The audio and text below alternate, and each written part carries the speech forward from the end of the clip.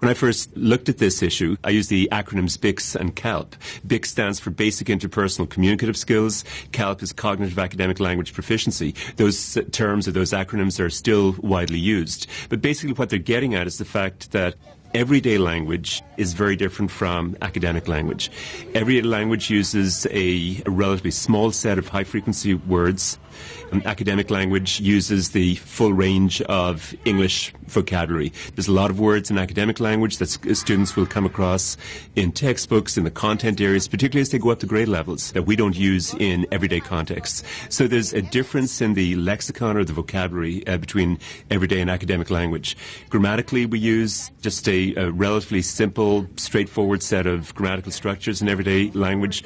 In academic language, it's very common to have embedded sentences, relative clauses, the use of the passive voice, which we almost never use in everyday contexts. So that difference is an incredibly important difference to take account of, because if we don't do it, we may think, for example, that it's okay to test a student after 1 year of learning English. They seem like they've picked up English, and that student is going to typically perform very poorly on that test because they just haven't had enough time to catch up.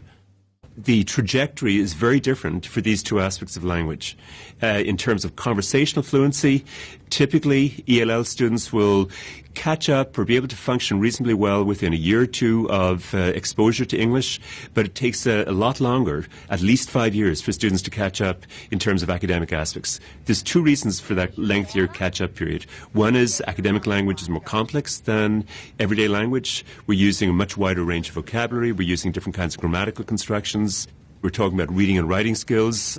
But also, students are trying to catch up to a moving target. Native speakers of English are not standing still. Every year, they're making big gains in terms of vocabulary, in terms of reading skills, in terms of writing skills. So the ELL student has to run faster. And one of the reasons why it takes that length of time for them to catch up is because they're catching up to a moving target.